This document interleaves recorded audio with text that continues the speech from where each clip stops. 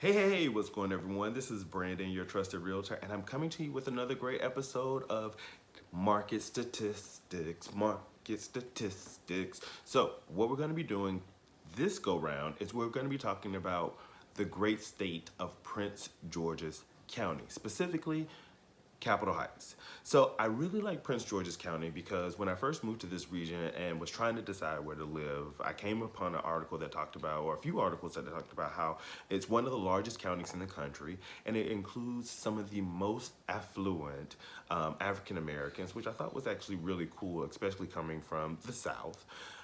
In addition to that, I find that Prince George's County living, from my experience just being here and living in this mid-Atlantic region, includes a diversity of not only homes, but homeowners to include economic background. So it is a great place if you're looking to buy. And one of the things I personally like about Prince George's County, or at least Capitol Heights in the region, overall, Capitol Heights, Temple Hill, that kind of collection, is that those houses are made out of brick. I'm a big fan of brick homes. So with no further ado, Capitol Heights, a suburban community of Washington, D.C., provides loads of opportunity to find a detached home with a little bit more land and keeping you in distance to D.C. if you work in the nation's capital. So for that particular area, you'll find that Capitol Heights has a median household or median home value of $261,000. For the month of April, they've seen a 0.5% increase in those overall values.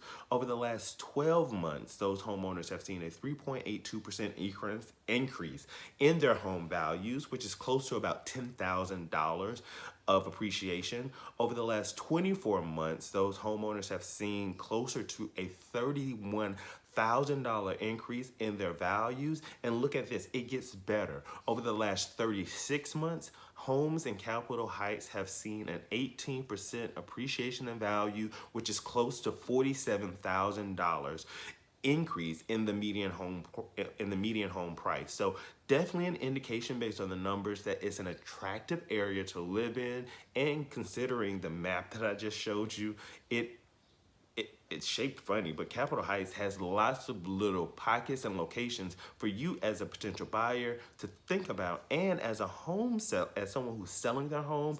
I always say that life gives you clues, and this is one clue to indicate where values are moving as it relates to your property. Now, let's talk about home sales in this area, specifically home sales in Capitol Heights. Homes continue to sell in Capitol Heights like toilet paper off the shelves. We find that in the last 180 days, that there have been 262 properties that have sold in that region as of May 21st, 2020. And that has equated to a total price of $63.6 million. In Capitol Heights proper, they've sold the most homes with 48, followed by London Woods. London Woods is a subdivision of Capitol Heights overall, and they have sold specifically in that subdivision 15 properties totaling $3.5 million. This does give you a clear sense of what properties are doing in the specific geographic regions as they're listed. For these same homes, we also see that the average days on the market has been about 38 days, which is actually really good. So for about a month or a month and a week, homes are sitting on the market and people are quickly coming by, making a decision and writing an offer. Seat Pleasant actually and Gregory Estates have had average days on the market that are 3 and 4 days respectively. So it really shows you that based on the data and the statistics, living in Seat Pleasant and living in Gregory Estates, which are two communities that are fairly close to the DC, if not right on the DC Maryland border, are prime locations where homeowners or buyers are looking to get into those properties, and homeowners are taking advantage of the appreciation that they've gained. That's a great segue to the next topic, which is days on market. The days on market is how long a property remains available to sell until it went under contract. For all 262 properties that sold in Capitol Heights, the average days on market is 32 days, with a median being 21 days. The cool comparison here is that the median is close to the average, and it confirms despite properties that are on the market over 32 days, that of all the properties, the market is reactive and homeowners or homes are moving within that 30-day time frame, which means that once you make the decision as a buyer that you want to get ready to buy a property, the transaction can be fairly quick once you find that house. And two, as a seller, you can rest assured that for all intents and purposes, your home is more than likely, once you decide and list that property with me, that home is going to sell within about 30 days. And specifically with Coldwell Banker, we sell our properties 110% faster than, on average, than any other brokerage in the industry. So something else to think about when you're choosing a realtor. For the 262 properties that have sold, the longest one sat on the market for 216 days in Capitol Heights. That's definitely something to take into consideration. The sold price. The sold price is what buyers are willing to pay for a property. To me, buying a house is the best personification of my favorite phrase. The price is written in ink, not stone. And with that, $63.6 million has been sold.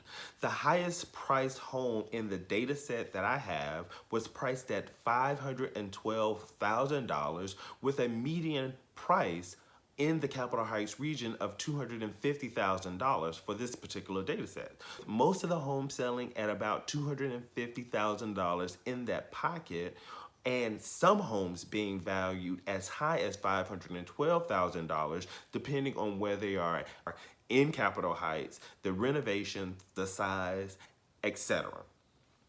If you're keeping track, you'll see that the median price isn't far from the estimated home values that were discussed earlier.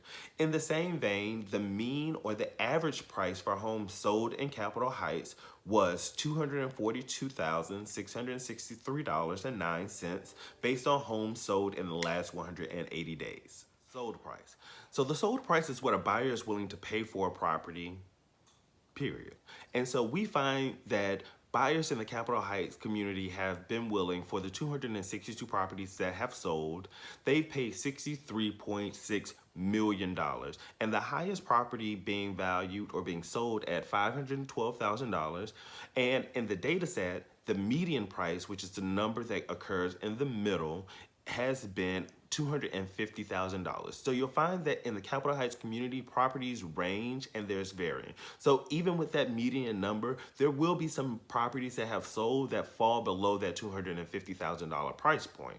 One of the curious things from the data set that I looked at is that the average price, which is different from the median, the average price for properties, which it is closer to $242,000. So the median and the mean, or the average, being so close to each other really really justifies, at least statistically, that most properties are at or around that value point. Not all, but most, at least the ones that have sold in the last 180 days. So next we have the original sales price. And I find this metric to be really interesting because the original sale price is what a property is valued at originally. And typically the original sale price changes to the current price when a home has been on the market for an extended period of time, longer than a homeowner has interest in, and they are willing to reduce the price. In this case, we find that the original sale price for properties in Capitol Heights started out at $65.5 million, and then that price was reduced overall to by $1.29 million in the total asking price, overall reduction in home values. The max paid above a listing price in Capitol Heights was $59,900. So someone saw a property and paid $59,900 more than the asking price, but on the opposite end of the spectrum, there was some savvy buyer who was able to talk down the price of a property by $74,000. So there's a range on each end, and there's obviously opportunity on each end, depending on what you want to do as a buyer and as a seller. Next we have is the current price. The current price, like I said before, is the price that the property is adjusted to by the seller for some reason or another.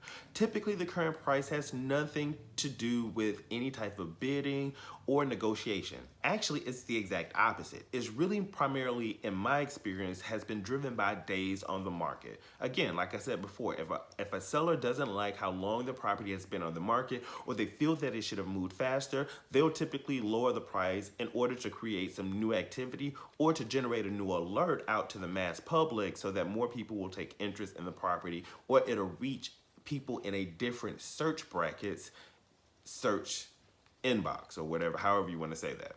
The maximum adjusted list price was $529,900 for a property in Capitol Heights, and sold properties in the last 100 days have averaged about $245,000. So it gives you a sense what the average sale price has been for properties in Capitol Heights. The next interesting statistic I want to talk to you about is seller concessions. Often a buyer will want or need a little bit of assistance in order to fill the financial gap that's associated with buying a house. And sometimes people don't realize that you can have a seller concession. A seller concession is when the seller of the property gives you some limited assistance in order to help you fill that financial gap. And typically a lender will accept up to 3% in most instances. Now, if you can Google, and the rule of thumb is usually about up to 4%, but in my experience, I've seen that lenders won't typically go higher than 3 or 3.5%. But that additional assistance or seller assistance is given to the buyer so that they can get into the home. For Capitol Heights, the average seller concession was about $7,300, with the largest sum or amount of assistance that was given was $13,800. Now, these figures represent 70% of all of the property. So that means that not everyone from the 262 properties that sold received seller assistance, right? Or a seller concession, because the seller can say no, or sometimes a buyer doesn't need the seller assistance. But from the list of properties, 183 homes or buyers received seller concession in some amount from the person who was selling the property that assisted with the down payment and closing cost assistance outside of any additional programs that that individual person was using. Now, home sales continue despite COVID-19, and this means that buyers want to buy and sellers want to sell. The opportunity exists for many that are still gainfully employed during this time to take advantage of mortgage rates and the demand for sellers, and have limited competition as it relates to the market. This time of year is the prime home buying and selling season, but with COVID-19, that's thrown a wrench in the system. Many people are still uncertain, and buyers and sellers will delay their decision to act. There is no right or wrong answer. I always tell people that buying a home is a deeply personal decision. But what I can tell you is that there's no time like the present, and that these rates for especially someone who qualifies are historical lows, and these programs, these first-time homebuyer programs that exist are still in place and still offering assistance with limited competition because of the way people feel. It is the individual sentiments, and it's not the process of buying a house that has changed. So with that, hopefully this information has been helpful to you. Remember to like, subscribe, and turn on the notifications, and I'll talk to you soon. I'm Brandon, your trusted realtor.